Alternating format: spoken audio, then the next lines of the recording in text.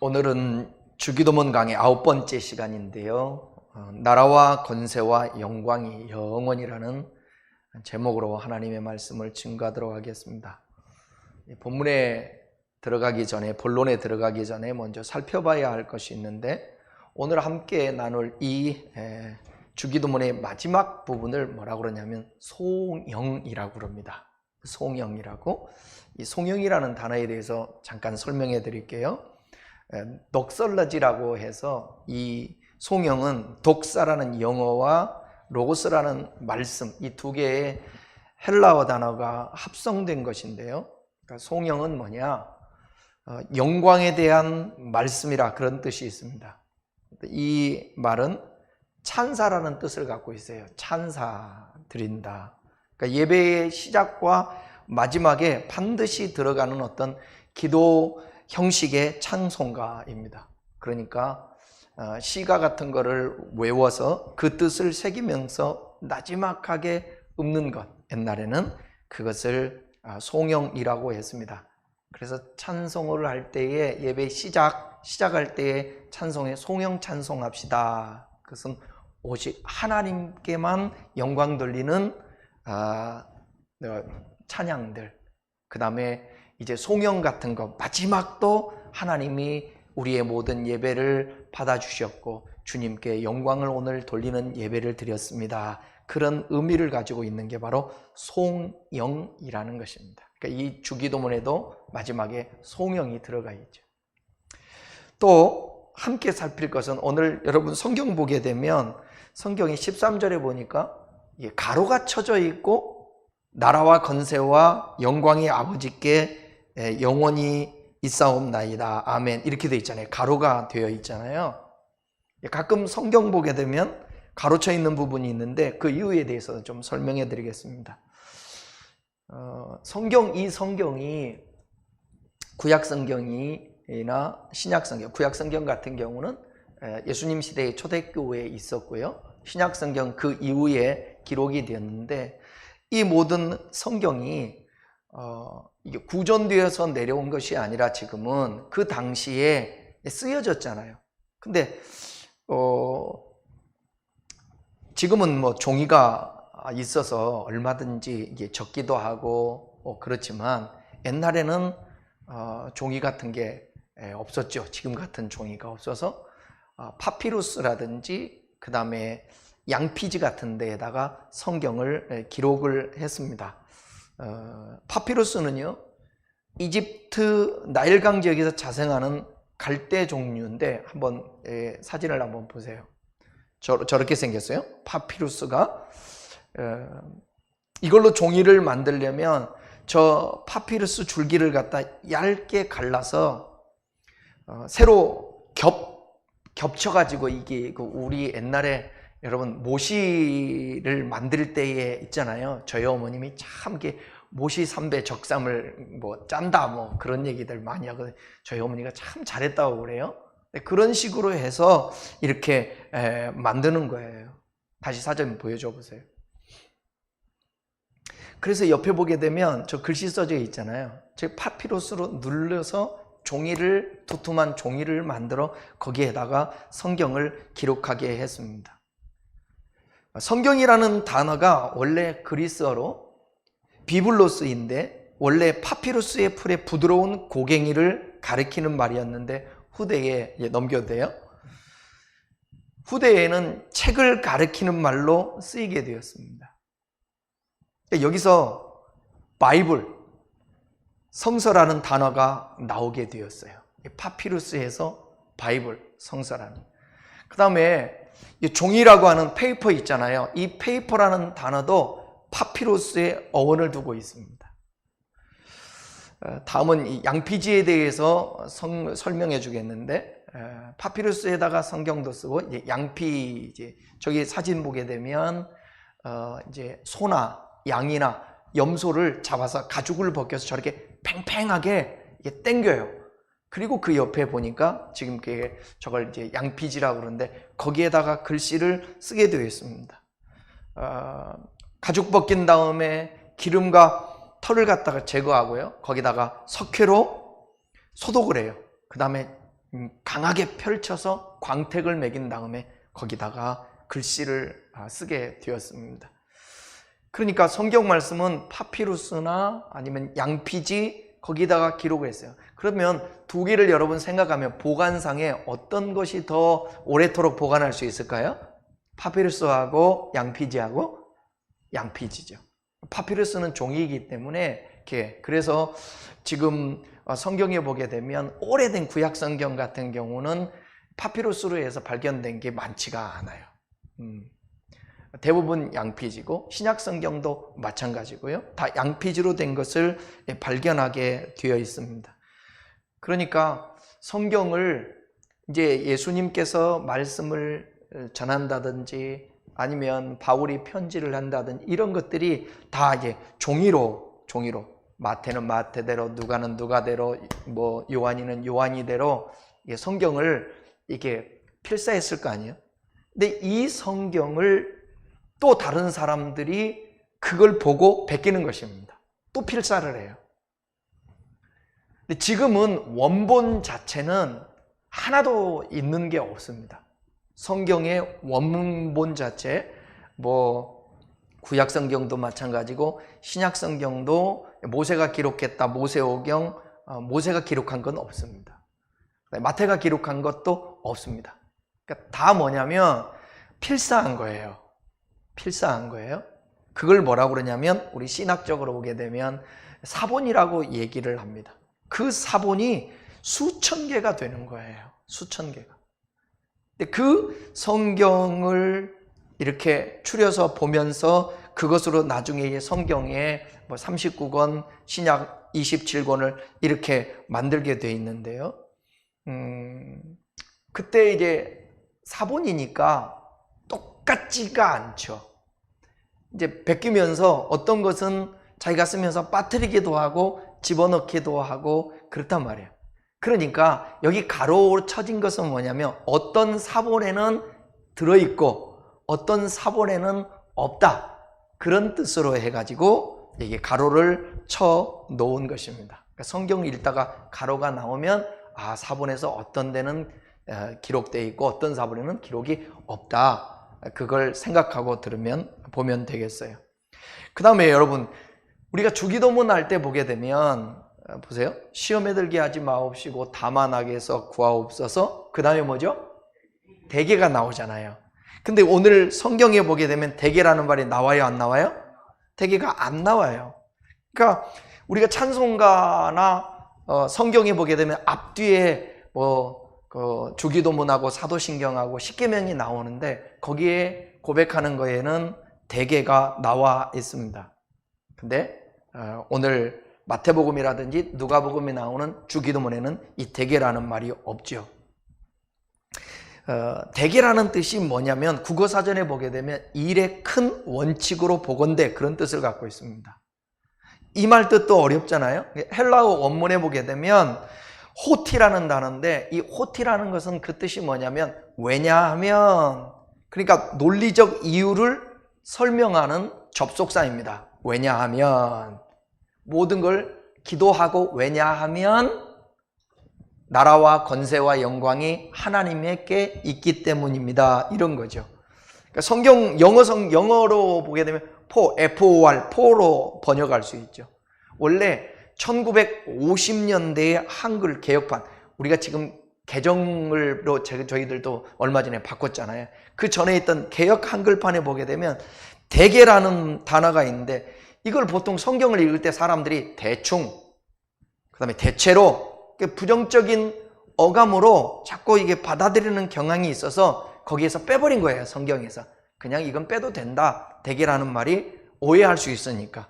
그리고 우리 찬송가에 또 교회 전통적으로 주기도문송이라든지 주기도문을 외울 때에서 그때에는 대개가 빠지지 않고 있어서 그냥 계속해서 내려오고 있다는 것입니다. 그러니까 이 대개를 포함한 마지막 이 송영 부분은 우리가 이렇게 하나님께 기도를 드리는 이유는 뭐냐?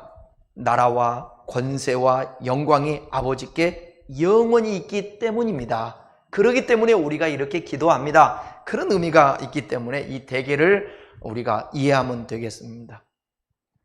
이제 이 마지막 부분에 나온 이 송영의 내용이 뭐냐? 나라와 권세와 영광이 아버지께 영원히 있습니다. 이렇게 되어 있는데 우리가 6가지 기도를 하잖아요. 하나님께 대한 기도, 그 다음에 우리 사람의 관계 속에서 있는 그 기도. 이 간구는 바른 기도의 내용을 갖다가 가리킨다고 한다면 이제 이 송영은 뭐냐면 이 바른 기도를 하게 되는 그 근거라든지 그 방법을 가리키는 것인 걸 우리가 알 수 있는데 여기 영원히 하나님의 것은 나라와 권세와 영광 때문에 우리가 기도할 수 있고 우리의 기도는 영원한 하나님 나라와 권세와 영광이 그 궁극적이고 유일한 목적이 되어야 된다는 것입니다. 그러니까 우리의 기도의 목적이 우리 자신들을 위한 것이 아니라 어쩔 때는 우리 자신을 위한 일용할 양식을 구하는 것이 우리 자신을 위한 것 같지만 그게 아니라 전체가 하나님의 영광을 위하여서 드리는 기도라는 것을 예수님께서 가르쳐주기 위해서 마지막 송영 이 부분을 집어넣었다는 거예요. 첫 번째 생각할 것은 나라에 대해서 먼저 살펴보겠습니다. 그리고 이 나라의 뜻은 우리가 앞부분에서 나라의 마옵시며 그때 설명 여러분 드렸잖아요. 이거는 왕이 통치하는 영역, 영토를 나타내는 말이 아니고 통치, 주권이라고 그랬잖아요. 다스리는 것을 의미한다고 얘기했습니다. 그러니까 절대적인 권력과 주권은 모두 어디에게서 온다고요? 하나님께 속해 있어요. 근데 이 민주주의, 우리 대한민국 헌법을 보게 되면 모든 주권이 누구에게 있다고요? 국민에게 있다고요. 그러니까 이걸 어떻게 우리가 잘 조화를 해야 되는가? 이 부분에 그리스도인들은 참 이게 주의하면서 잘 해석을 해야 돼요. 요즘 교회가 참 힘든 이유가 그겁니다. 여러분, 우리는 유일신 하나님을 믿잖아요. 오직 하나님만이 유일한 신이시고 성경만이 절대 진리라고 믿기 때문에 우리는 다른 종교와 타협을 못해요. 종교다원주의라고 해서 뭐 아무 신이나 믿으면 구원받을 수 있지, 그것은 우리 기독교에서는 용납을 못해요. 그러다 보니까 세상 사람들은 어떻게 보냐면 교회를 뭘로 봐요? 독선으로 보는 거예요. 자기들끼리만 옳다고 그러고 자꾸 이게 또 교회를 향해서 배타적이라고 이런 말들이 나오죠. 근데 그것은 여러분 어쩔 수 없어요. 감안을 해야 돼요. 감안을 하고 그러면서 가장 우리가 해야 될 부분은 뭐냐면 성경에서 말하고 있는 하나님의 사랑, 여기 하나님 사랑에 속해 있는 게 하나님의 절대 주권, 하나님 유일하신 하나님, 그분을 섬기고 그분을 사랑해야 하는데, 근데 우리가 인간 사회 속에서 살아가면서 반드시 독선이라는 소리를 듣지 않고 예수 믿는 사람은 배타적이야 이런 소리를 듣지 않으려면 우리는 이웃사랑이라는 그 아주 중요한 이 기독교의 이 키워드를 우리가 살아가는 세상 속에서 실천하며 살아야 됩니다. 그래야만이 독선이라는 소리를 안 들어요. 그래야만이 배타적이라는 소리를 듣지를 않습니다. 여기 민주주의라는 것이 기독교적인가? 기독교적이지 않죠. 기독교는 신본주의적이죠. 그런데 세상은 온통 사람들이 얘기하는 게 뭐냐면 자유, 민주주의 이걸 얘기하니까 기독교에서는 주권이 어디에 있느냐? 하나님께 있다고 보거든요. 근데 일반 하나님 믿지 않는 사람들에게 주권이 국민에게 있다고. 근데 우리 예수 믿는 사람들은 먼저 주권이 하나님께 있고 그 다음이 국민에게 있는 거예요. 그러니까 이거를 어떻게 우리가 조화롭게 잘 이해하며 살아야 될 것인가, 이 부분에 대해서. 그러니까 꼭 이거는 기억하셔야 돼요. 여러분, 많은 사람이 외친다고 해서 꼭 그것이 옳은 것이 아니고요. 투표에서 어떤 일을 결정했다고 해서 그것이 100% 또 맞는 것도 아니라는 것을 우리가 알아야 돼요. 그러면서 이 사회 속에서 우리가 살아가야 되잖아요. 나라는 이 공동체, 그 다음에 우리의 속해 있는 어떤 이 공동체들이 있잖아요. 직장이라든지 가정이라는 그 공동체 안에서 어떻게 우리가 이 민주주의에서 다수결이 있고 투표가 있고 여기서 어떻게 살아야 될 것인가. 그러니까 여러분, 우리가 기도 하자고 그러면서 그 투표에 대해서 투표가 정말 중요한 것입니다. 민주주의에서는.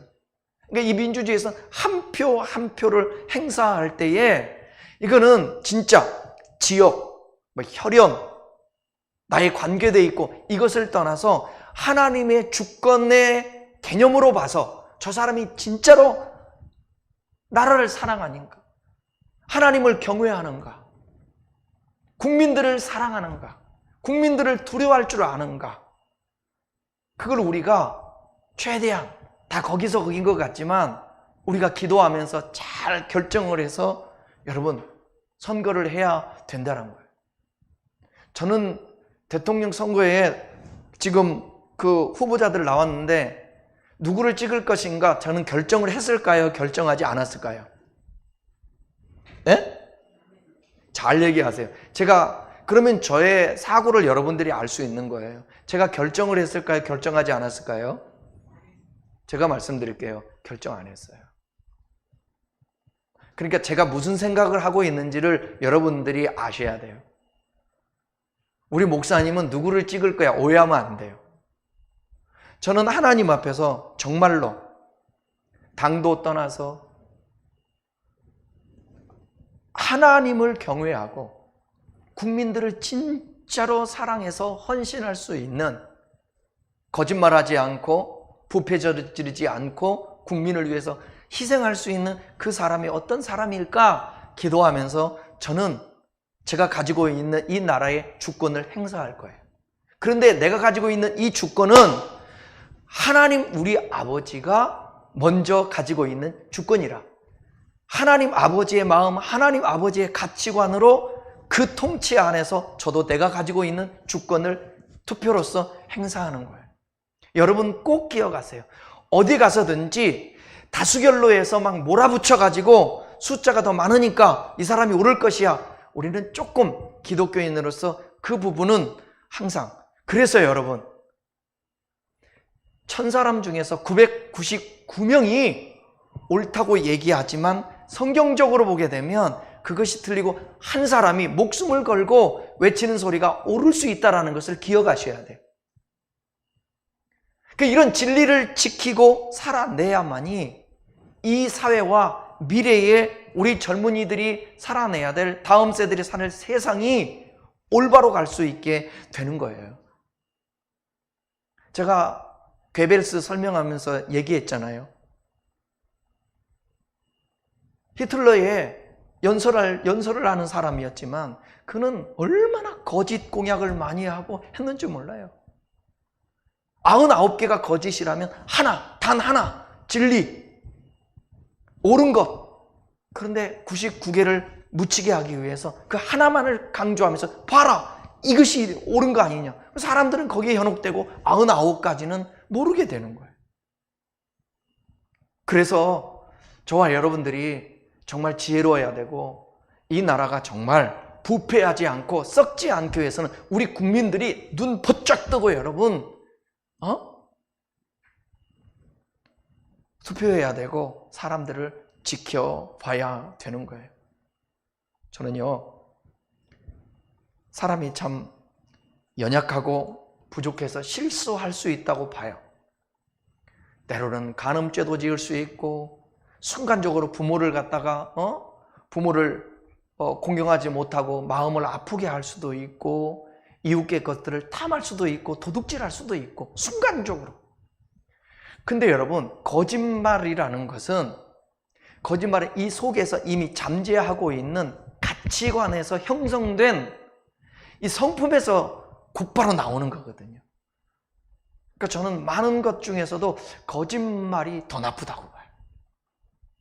남을 속이고. 그러니까 자기가 대통령이 되기 위해서, 국회의원이 되기 위해서, 자기가 어떤 자리에 올라가기 위해서 한 사람 정도는 희생시키고 내가 거짓말을 해서 그 사람은 고통을 당하든 말든 그러면 안 된다고 봐요.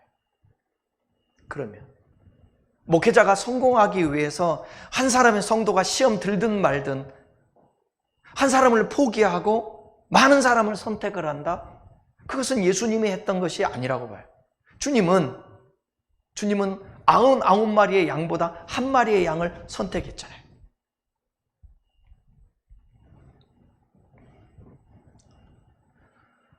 따라서 절대적인 권력과 주권은 모두 하나님께 속해 있는데 과거나 현재나 미래의 모든 주권이 하나님의 것이니 우리는 이렇게 기도합니다. 하나님 나라가 영원히 주님께 있습니다. 속해 있습니다. 그러므로 이 송영은 모든 주권이 하나님께 속했으니 우리는 하나님의 백성이요 하나님의 종이라는 그런 고백과 함께 주를 향하여 절대적인 종의 자세를 하나님 앞에서 갖는 것입니다. 여러분, 우리가 하나님의 자녀고 하나님의 종이라는 사실을 가지면 어디를 가서든지 겸손할 수 있어요. 제가 멋모를 때, 미숙할 때에, 참 까불 때에는 어디를 가든지 인정받고 싶어하고 잘난 체하고 내가 너보다 낫다 드러내려고 그러고 항상 그런 마음이 있었는데, 크게 조금 성경을 알고 주님과 좀 교제하고 그러다 보니까 그게 얼마나 추한 걸 알게 되더라고요. 여러분, 우리는 어디를 가든지 내가 하나님의 종이요 주의 백성이요 우리의 주권자는 하나님 아버지라는 사실을 인정하게 되면 겸손할 수 있다고 믿습니다. 나라의 궁극적인 통치자는 우리 하나님이심을 고백하는 것입니다. 또 다른 의미의 우리의 몸은요, 비록 이 세상 나라에 살고 있지만 우리의 시민권은 어디에 있어요? 하나님 나라에 있습니다. 하나님이 영원히 통치할 하나님의 나라를 우리에게 예비해 놓으셨다라는 거예요. 그래서 그 하나님 나라에 속한 사람이라는, 나는 거기에 소속됐다라는 것을 분명히 기억을 하고, 그래서 언젠가는 하나님의 심판대 앞에서 심판을 받고 그 주님의 주권 아래 판단을 받아서 우리가 영원히 그분의 주권 아래 사는 하나님 나라에 가느냐, 안 그러면 영원히 멸망에 빠지느냐, 그것도 우리가 생각하며 오늘을 살아내야 되는 것입니다. 저와 여러분은 하나님 나라에 속해 있음을 늘 머릿속에다가 기억하셔야 돼요. 그러니까 하나님이 무서워요? 마귀가 무서워요? 우리 보통 하나님을 무서워해요? 마귀를 무서워해요? 야, 하나님 나온다! 무서워하는 사람 있나요? 야, 귀신 나온다! 귀신이 무섭잖아요. 성경은 말합니다.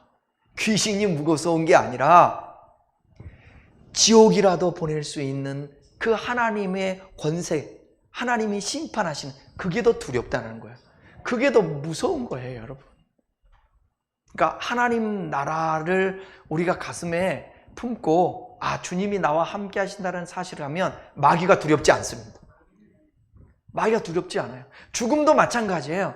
순간적으로 이 땅에 살면서 우리가 살았던 삶과 이제 이별을 하게 되고 내가 사랑했던 사람들과 헤어진다라는 것이, 그것이 아쉬운 것이고 그것이 조금 마음이 아프고 그러는 거지, 우리가 죽는 것 자체도 두려워할 이유가 하등의 이유가 없습니다. 왜냐하면 죽은 이후에 더 좋은 하나님 나라가 있기 때문에, 그러기 위해서는 죽어서만 가는 하나님 나라가 아니라 이 땅에서도 하나님의 통치를 받고 살게 되면 죽어도 바로 하나님 나라로 갈 수 있다는 것입니다. 그래서 예수님은 이런 말씀했어요. 요한복음 18장 36절에서 이렇게 말씀하십니다. 예수께서 대답하시되 내 나라는 이 세상에 속한 것이 아니라 만일 내 나라가 이 세상에 속한 것이었다면 내 종들이 싸워 나로 유대인들에게 넘기우기 않게 하였으리라. 이제 내 나라는 여기에 속한 것이 아니니라. 주님의 나라는 이 땅에 속하지 않았다라는 거예요. 그러니까요, 이 예수 믿는다라는 게 어마어마한 것입니다. 저기 아프가니스탄에 많은 사람들이 주변 국가로 가게 되고 또 난민으로도 살기도 하고 지금 그러잖아요. 나라가 없어요, 나라가. 근데 하나님의 나라를 알고 있고 그 하나님의 나라에 내가 속해 있다고 생각하면 비록 이 땅에서는 나라가 없어도 그 사람은 자유하며 살 수 있게 되는 것입니다. 그게 바벨론으로 포로로 잡혀가 있다 할지라도 하나님의 나라, 하나님의 자녀, 하나님의 통치로 살고 있었던 다니엘이라든지 사드락과 메삭과 아벳느고라든지 에스겔이라든지 이런 사람들은 이 안에 내가 비록 내 나라는 이렇지만 하나님의 나라가 내 안에 있고 하나님이 나와 함께하는 것 때문에 그들은 희망을 노래할 수 있고 신앙을 지킬 수 있었다는 사실이에요. 초대교회의 교인들은 영원한 하나님의 나라의 도래를 믿었기 때문에 그것을 의심치 않았기 때문에 어떠한 박해가 있었고 어떠한 어려움이 있었어도 타협하지 않고 신앙을 지키고 살았던 거예요. 여러분, 요새에는 믿음 지키기가 쉽지 않습니다. 왜냐하면 세상에서 사람들이 교회 다니는 사람들을 혐오까지 해요, 교회를. 그리고 핍박도 심하고요. 예수 믿는 사람들을 벌레같이 보고요. 이러니까 신앙을 지키는 게 되게 힘들어요. 거기에다가 주님을 경험하기를 하나, 주님을 만나기를 하나, 하나님의 역사가 있기를 하나, 재미가 없는 거예요. 그래서 신앙에서 떠나기도 하고. 그러니까 여러분, 이럴수록 더 하나님 가까이 하고 주님 앞에 기도하면서 매어달려야 되고 사모해야 되고 간절해야 되고 주의 말씀을 들어야 되고 그래요. 그러면서 하나님을 경험하게 되면 어떤 주변에 우리를 핍박하고 우리에게 무슨 소리를 한다 할지라도 더 오히려 그 어둠 가운데 우리가 빛날 수 있다는 사실을 기억하십시오. 두 번째는 권세에 대해서 살펴보겠습니다. 나라와 권세 있죠. 이 권세라는 것은 원래의 이 두나미스가 뭐예요? 영어로 보게 되면 다이너마이트 라고도 얘기하는데, 이것은 이 권세는 그러니까 뭐냐면 쉽게 얘기하면 파워입니다. 파워. 힘이요, 힘.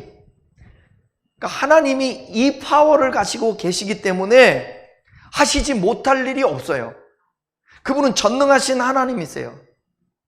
우리는 하나님을 전능하신 하나님이에요. 아브라함에게 하신 말씀이잖아요. 나 엘샤다이야. 하나님, 제 부인이 경수가 끊어졌습니다. 나이가 80이 넘었는데 무슨 우리에게서 자식이 생길 수 있겠습니까? 하나님 말씀하죠. 나 여호와는 전능하신 하나님이라 내게 능치 못할 일이 있겠느냐. 여러분, 절대로 그동안에 우리의 삶 속에서 어떤 일이 안 일어났다고 해서 하나님의 전능하심을 제한하면 안 됩니다. 우리는 끝까지 하나님의 전능하심을 믿고 의지하며 그분께 기도하면서 늘 고백을 해야 됩니다. 하나님은 전능하신 하나님 우리 아버지입니다. 그러니까 우리가 사도신경 강의할 때도 배웠지만 사도신경의 첫 번째 전능하사 중요한 거예요. 전능하사, 전능하신 그 하나님이 천지 만물을 창조 못했겠습니까? 여러분, 신의 존재에 대해서, 그 전능하신 하나님에 대해서 인정 못하는 과학자들도 있잖아요. 과학자들도 그 부분만큼은, 종교적인 영역 부분만큼은 부인을 할지를 못해요. 왜 해보니까, 연구를 해보니까 뭔가가 원인자가 분명히 있을 거라는 거죠. 과학에서도. 근데 그냥 우리 성경은 선포를 합니다. 하나님이. 그걸 저는 믿을 수 있다는 게 저는 은혜라고 생각해요. 여러분이 전능하신 하나님을 믿을 수 있는 것은 보통 축복이 아닙니다. 어떤 사람은 그 전능하심을 믿지를 않습니다. 그러니까 모든 짐을 누가 져야 되는 거예요? 전능하지 못하니까. 내가 져야 되고, 전능하지 못하니까 다른 사람의 힘을 빌려야 되는 거예요. 그런데 우리 예수 믿는 사람은 전능하신 하나님을 믿기 때문에 조금 부족하고 연약하고 한계에 부딪혀도 그 하나님을 찾는 거예요. 기도할 수 있는 거예요. 희망을 가질 수 있는 거예요. 여러분, 에스겔 골짜기에 마른 뼈가 생기가 들어가며 살이 붙어서 군대가 되는 것을 믿어요? 믿어요?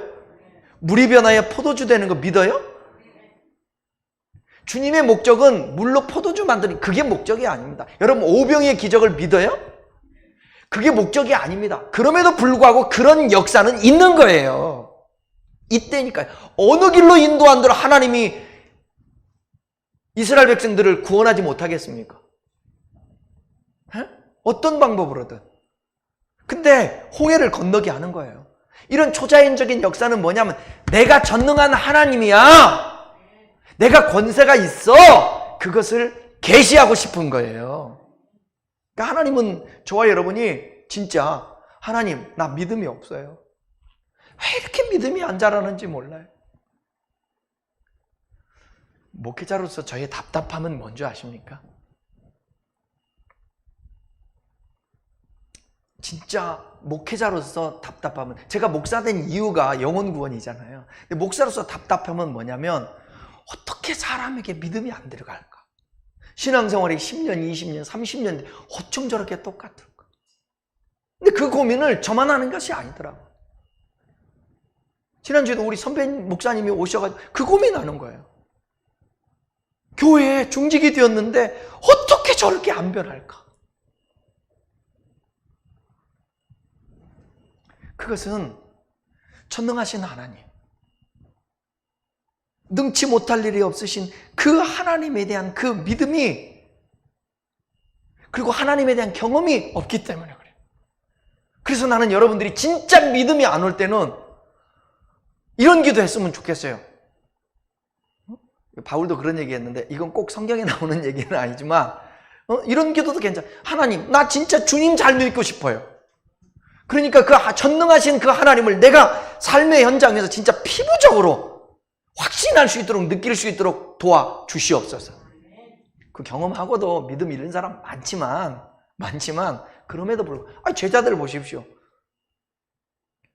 이스라엘 백성 보십시오. 홍해를 건너고 만나 메추라기 먹었어도 불평하고 원망하고 불신하고 우상 같잖아요. 그럼에도 불구하고 내가 믿음을 갖고 원하는데 전능하신 그 하나님이 안 믿어질 때에 전능하신 하나님을 나의 삶 속에서 경험할 수 있게 해달라고 여러분 기도하는 거 중요합니다. 역대상에 보게 되면 이런 고백이 있어요. 29장 11절로 12절에 있는 말씀입니다. 여호와여, 위대하심과 권능과 영광과 승리와 위엄이 다 주께 속하였사오니 천지에 있는 것이 다 주의 것이로소이다.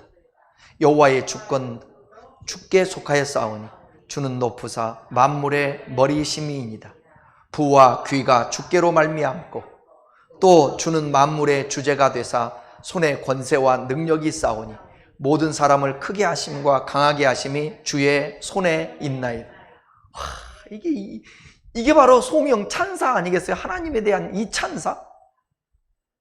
우리가 맨날 있잖아요. 하나님 뭐 주십시오 하기 전에 전능하신 이 하나님에 대해서 이렇게 고백할 수, 하나님은 위대하십니다. 권능과 영광과 승리와 위엄이 다 하나님께 속해 있습니다. 천지에 있는 것이 다 주님의 것입니다. 여호와께 주권이 다 속해 있습니다. 주님은 높으신 하나님이십니다. 만물의 머리가 되십니다. 이렇게 주님을 찬사하고 그 주님이 나의 삶 속에 역사하여 주십시오. 여기에 여러분, 부와 귀, 부귀도 누구께로 말미암는다고요?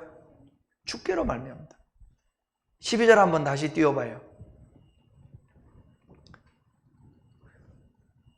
부와 귀가 주께로 말미암고 또 주는 만물의 주제가 되사 손에 권세와 능력이 있사오니, 그분의 손에 능력이 있어요. 권세가 있다고. 주님, 이 권세와 능력을 우리의 삶 속에 행사하여 주십시오. 오늘 이 예배를 드리는 우리 성도 여러분들과 온라인으로 예배 드리는 여러분들에게 하나님의 권세와 이 능력이 임하기를 바랍니다. 강하게 그 주님의 손길이 있기를 바랍니다. 그래서 육신의 병이 치유함을 받고 우리의 닫혔던 그 여러 가지 문들이 열려지고 사람의 관계가 회복되어지고, 그 다음에 우리의 물질의 어려운 것들도 돌파해 나가고. 그러니까 주기도문을 마치면서 이 송영을 통하여 다시금 하나님의 전능하신 능력을 상기하게 되는 거죠. 그렇게 하라고 또 예수님이 가르쳐 주고요. 우리의 하나님은 우리의 기도를 들어주시는 사랑과 함께 우리의 기도에 응답하실 수 있는 능력이 있습니다. 여러분, 사랑만 있는데 그 사랑에 능력이 없다, 전지함이 없다, 전능함이 없다, 그러면 안 되죠. 그 사랑을 계속해서 행사하며 지켜줄 수가 없잖아요. 맞죠? 우리는 우리의 자녀를 사랑하는데 내가 지킬 힘이 없습니다. 그렇잖아요. 내가 사랑하는 사람을 지킬 수가 없습니다.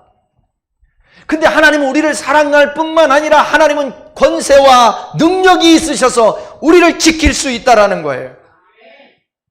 그러므로 우리는 기도할 때에 그분만이 모든 것을 가능케 하신다는 확신으로 기도해야 돼요.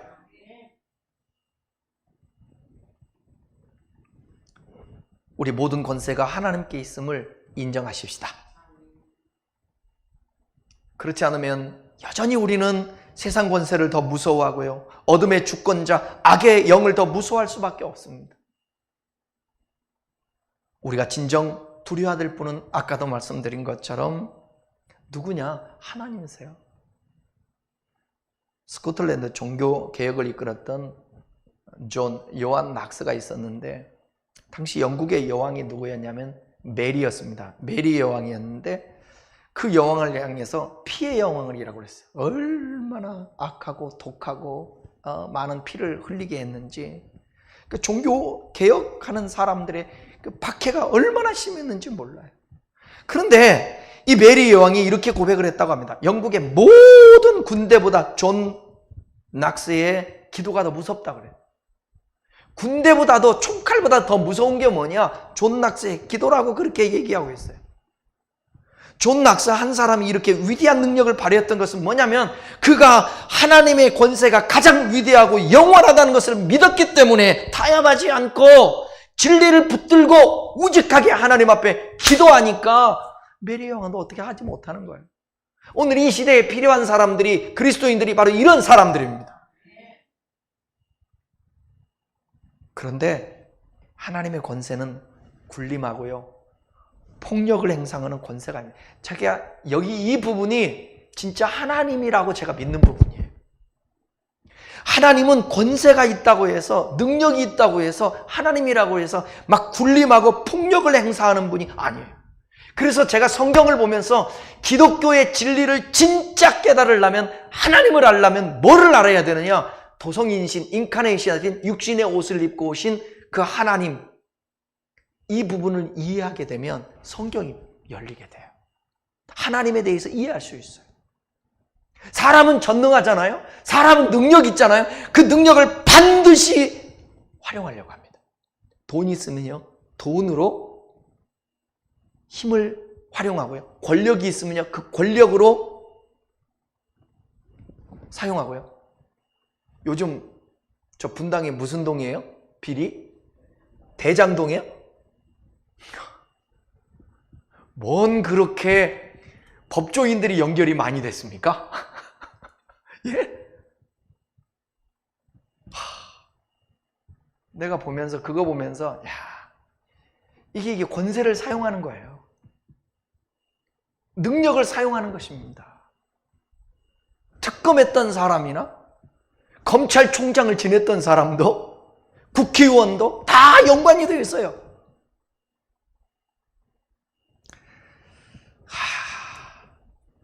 사람은 권세를 사용합니다. 근데 그 사용이 뭐냐면, 어떤 사람들의 유익과 살리는 것에 권세를 사용하면 얼마나 좋겠어요. 우리 하나님은 그 권세를 가지고 군림하거나 폭력을 행하지 않고, 그 권세는 낮아짐의 권세요, 섬김의 권세, 섬김에서 나오는 권세. 그래서 나는 이 주님을 진짜 메시아로 믿는 거예요. 세상은, 그러니까 여러분, 신앙을 제대로 가지려면 이 논리에서 벗어나야 돼요. 예수님이 십자가에 못 박혀요. 그때에 주변의 사람들은 뭐라고 얘기합니까? 네가 하나님의 아들이거든? 내려오라는 거예요. 그래서 12영이나 더 되는 그 많은 군대를 동원해가지고 저 로마 군대들, 사람들 다 죽이고 너 한번 내려와봐. 근데 주님은 그 권세 사용하지 않잖아요. 그리고 십자가에서 그냥 죽잖아요. 이게 하나님이십니다. 이게 하나님의 권세를 가지신, 능력을 가지신, 전능하신 그 하나님이 바로 이런 하나님이에요. 왜? 그래야만이 인류를 향하여 하나님의 사랑이 뭔가를 알 수 있다니까. 하나님의 권세로 얼마든지 너희들 안 믿어 죽어 이렇게 할 수 있습니다. 근데 주님은 그것을 사용하지 않습니다. 그렇게 하지 않습니다. 총칼로 옷을 벗기지 않습니다. 따뜻한 햇빛으로 옷을 벗기는 것입니다. 이 하나님의 권세가 있음에도 불구하고 행사하시는 그 사랑의 속성이 함께 내재되어 있기 때문에. 다음은 마지막으로 영광에 대해서 살펴보겠습니다. 영광이라는 말은 원어에 보게 되면 원래 독사라는 말인데, 인간의 명예나 명성, 영예 같은 그런 것들을 갖다 질적으로 얘기를 하는데, 그런 거와는 어쩌면 세상에서 말하는 이 영예, 명성, 그 다음에 명예, 이거와는 질적으로 달라요. 이거와 다르다고, 세상 거하고는. 이 독사라는 단어는 뭐냐면, 영광이 우리 인간에게는 적용될 수 없는, 오직 하나님께만 적용할 수 있는 것. 모든 영광은 오직 하나님께만 있다. 하나님만이 창조주시고, 하나님만이 심판자이시고, 하나님만이 누구에게도 구애받지 않는 지존하신, 스스로 계신 하나님, 그 하나님인 것을 인정하며 그분만이 제일이라고 높여드리며 유일신인 것을 인정하며 찬양하는 것, 높여드리는 것, 찬사를 보내는 것, 이것이 영광입니다. 하나님이 옳습니다 고백하는 것, 이게 영광입니다. 그러니까 최고예요. 최고의 찬사를 보내는 거야, 그 하나님한테. 여러분, 성경에 보게 되면 이 최고의 막 찬사를 받는 사람이 있었죠. 기억하세요? 사무엘서 보게 되면 나오는데, 누구예요? 그 블레셋 장군 골리앗과 싸워서 이기잖아요. 갑옷도 벗어버리고 칼도 던져버리고 오직 팬티 하나 입고 뭐 하나 걸치고 물맷돌 가지고 했잖아요. 돌려서 블레셋 장수 때문에 골리앗 때문에 골치 아팠는데 다윗이 쓰러뜨린 거예요. 누구의 힘으로 그런 거예요? 하나님, 여호와 하나님의 이름으로 골리앗을 물리쳤습니다. 그리고 그 돌아올 때에 그를 향해서 외쳤던 말, 뭐라고 그랬죠? 사울은 천천히요, 다윗은 만만히로다 하면서 얼마나 많은 찬사를 돌렸던지 사울이 시기할 정도로. 바로 모든 만물과 존재하는 모든 것들이 하늘을 향해서 하나님 앞에 이렇게, 하나님은 창조주이십니다. 하나님은 주권자이십니다. 하나님은 전능하신 분입니다. 그리고 찬사를 보내는 것입니다. 여러분, 지금 제 옆에 있는 나무가 흔들리고 있나요, 혹시? 전혀 안 흔들려요? 나뭇잎이요? 미안해요. 나뭇잎 흔들려요, 안 흔들려요? 흔들리죠. 안 흔들리는 것과 흔들리는 것, 이거 보면 흔들리는 게 더 생기가 있고 아름다워요? 그냥 안 흔들리고 가만히 있는 게 생기가 있어요? 그죠? 보세요. 이게 흔들리잖아요. 찬사라는 게 이런 거예요. 하나님을 향해서 우리가 반응하는 거예요. 이것은 지금 바람에 의해서 반응하고 있는 거라고. 하나님이 우리의 삶 속에 역사하죠. 그보다 가장 근본적인 게 뭐냐면 나 같은 죄인을 구원해 주시고. 어쩔 때 사람들이 안 믿는다고 그러잖아요. 못 믿겠다고 그러잖아요. 근데 왜 은혜인지 어쩔 때 나는 이렇게 믿어지나 몰라. 그걸 보면서 목사들끼리 얘기하면서 그래, 진짜 믿어지는 게 감사다. 우리는 믿어지는 거. 또 어떤 사람은 이렇게 말할 수 있을 거예요. 안 믿어지는 것은 그러면 믿음을 안 주셔서 안 믿어지나? 아니죠. 그거 아니죠. 그건 저의 고백인 거예요. 고백인 거예요. 하나님이 베풀어 주셨다고 믿어지는, 그냥 감사해서 하는 고백인 거예요. 그러니까 분명코 사람이 겸손해지고 자기 한계를 깨달으며 묵묵히 하나님을 찾게 되면 하나님은 그것을 로마서에 보기에는 모든 사람에게 하나님을 알만한 지식을 줬다고 그랬거든요. 그것으로 겸손하게 하나님 찾으면 되거든요. 그러면 주님이 반드시 계시해 주시고 알려주시고 하나님을 믿을 수 있게 해주신다고요. 난 여러분의 삶 속에 진짜 주님의 찬사를 보낼 수 있기를 바랍니다. 그러니까 이 영광은 전쟁에서 승리한 장군이 시가행진을 하면서 군중들로부터 찬사받는 것, 승리의 영광, 이런 것, 비교할 수 없는 이런 것들이에요. 이런 것들.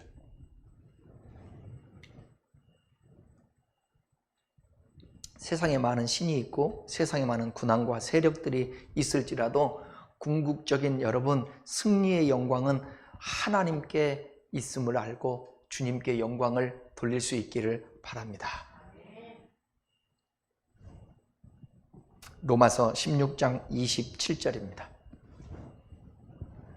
지혜로우신 하나님께 예수 그리스도로 말미암아 영광이 세세 무궁토록 있을지어다. 세세 무궁토록 영광이 있게 되는 거예요.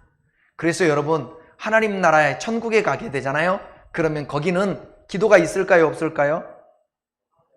기도가 있을까요? 없을까요? 기도가 없습니다. 거기에는 뭐가 있을 것 같아요? 주님을 높여드리는 이 찬사의 찬양들이 있을 것 같아요. 그리고 하나님이 역사하고 행했던 것에 대한 기쁨과 웃음과 이런 것. 그래서 그곳이 앓음과 곡하는 것과 이별 슬픔 탄식이 없다는 거예요.